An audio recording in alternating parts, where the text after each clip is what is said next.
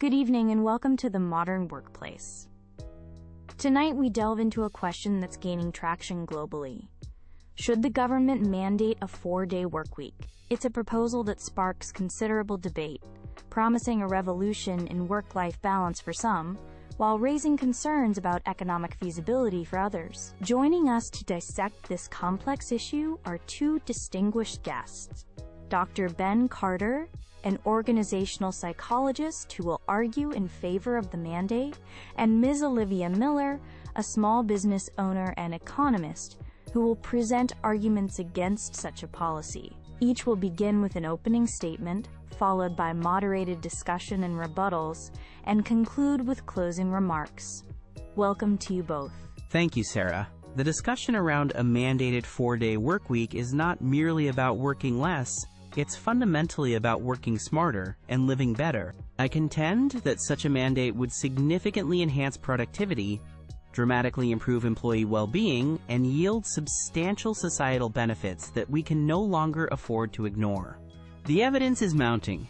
Numerous companies and even entire regions that have trialed or fully adopted a 4-day week, often with no loss in pay, report remarkable outcomes. We're seeing increased efficiency as employees become more focused and motivated during their working hours. Burnout rates, a pervasive issue in our modern economy, demonstrably decrease.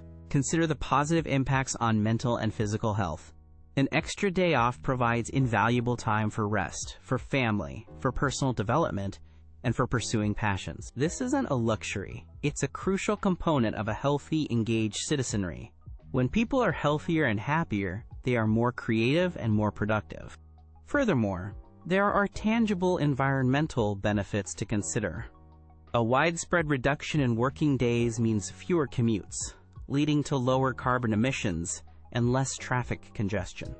This contributes positively to our collective efforts to combat climate change. Ultimately, the transition to a 4-day workweek embodies the principle of working smarter, not just longer. It's about reevaluating our relationship with work, fostering a culture of efficiency and output, rather than one fixated on hours clocked. It's an investment in our people and our future. Thank you, Sarah. While Dr. Carter paints an appealing picture, I believe a government-mandated 4-day workweek is a significant overreach, one that could inflict considerable harm on businesses, particularly small and medium-sized enterprises, reduce our national competitiveness, and ultimately prove unsuitable for a vast array of industries. My primary concern lies with the practicalities. How can we maintain essential service levels and productivity in sectors like healthcare, emergency services, retail, or customer support, which often rely on continuous coverage? Compressing a 5-day workload into 4 days isn't always feasible without compromising quality or accessibility. For many businesses, especially SMEs like my own, which are the backbone of our economy, this mandate could translate into significantly increased labor costs. If output cannot be maintained in 32 hours what was previously done in 40, businesses will face the choice of paying overtime, hiring more staff, if they can find them, or seeing a drop in production. These are costs that many simply cannot absorb. There is a genuine risk of job losses if businesses find these mandated costs unmanageable.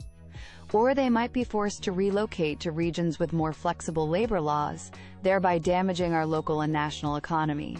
We must be cautious about policies that could inadvertently stifle growth and innovation. I firmly advocate for flexibility and business autonomy. Companies should be empowered to determine the working arrangements that best suit their specific needs, their employees, and their industry, rather than having a one-size-fits-all solution imposed from above. What works for a tech company might be disastrous for a manufacturing plant or a small retail shop. Dr. Carter, Ms. Miller has raised some very pertinent concerns about operational feasibility and costs, particularly for small and medium-sized enterprises.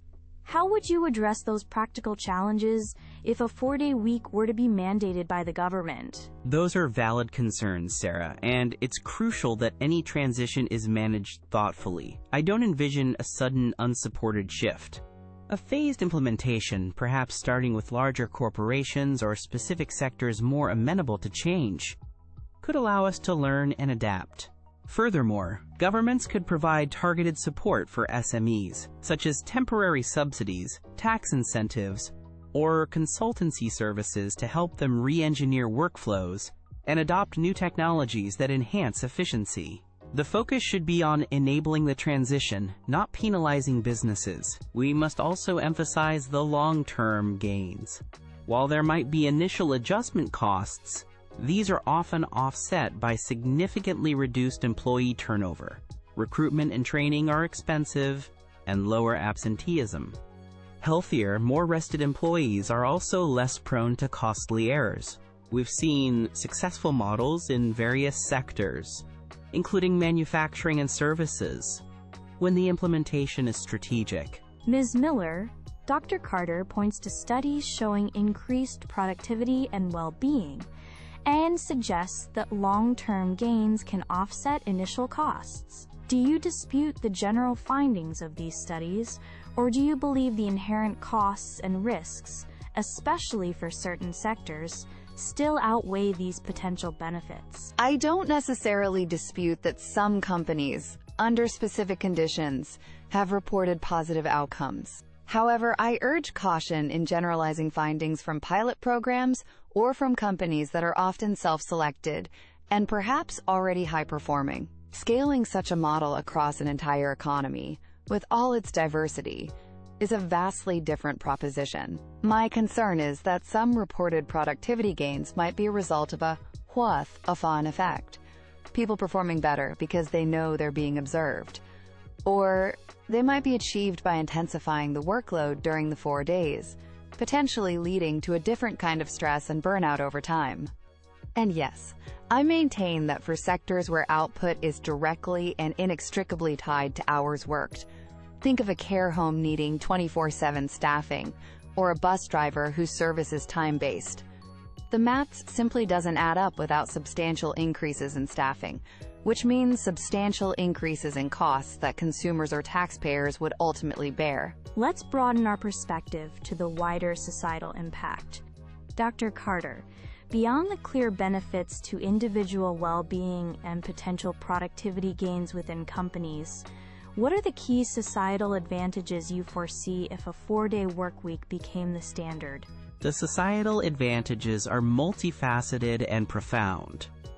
Firstly, an extra day off could lead to a more equitable sharing of domestic responsibilities and childcare, traditionally disproportionately borne by women. This could foster greater gender equality both at home and in the workplace. Secondly, with more personal time, we could see a rise in civic engagement, volunteering, and community involvement. People might have more capacity to participate in local governance, support charitable causes, or simply connect more with their neighbors, strengthening social cohesion.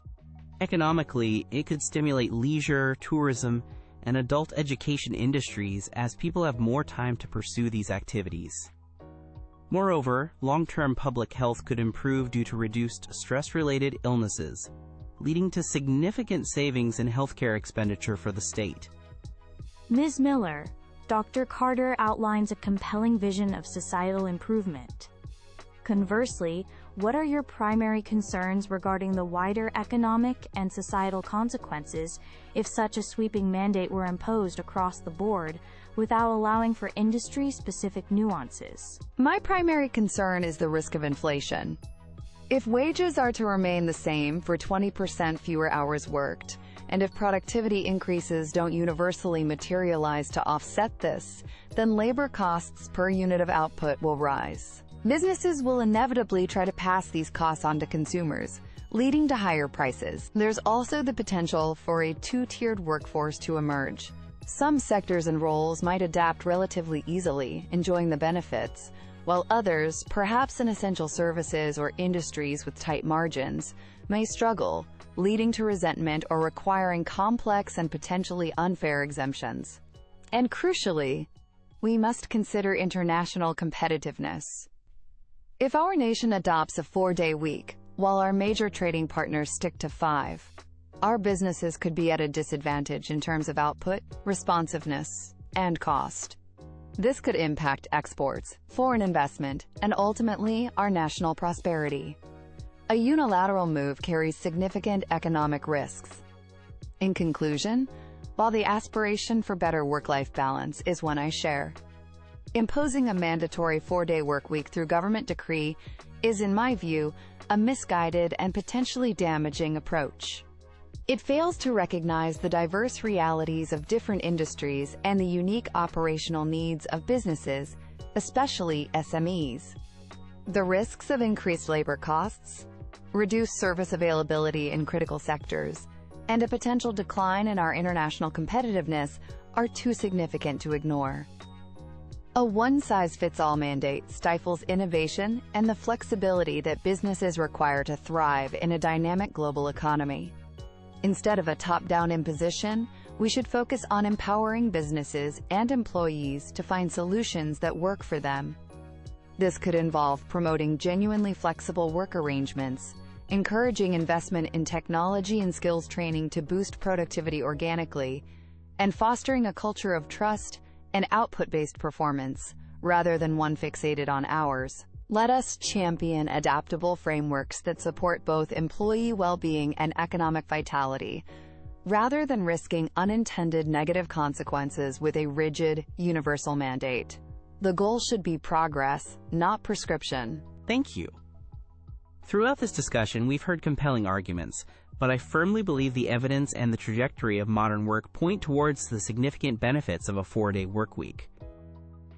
It's an idea whose time has come, promising enhanced productivity, improved mental and physical well-being, and positive societal shifts. The concerns raised about implementation challenges and costs are understandable, but they are not insurmountable. With careful planning, phased rollouts, government support for SMEs, and a focus on innovation and work practices, these hurdles can be overcome.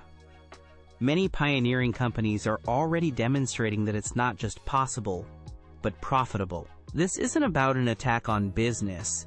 It's about evolving our work structures to reflect 21st century realities and capabilities. It's about fostering a healthier, more engaged, and ultimately more productive society by valuing outcomes over outdated notions of face time.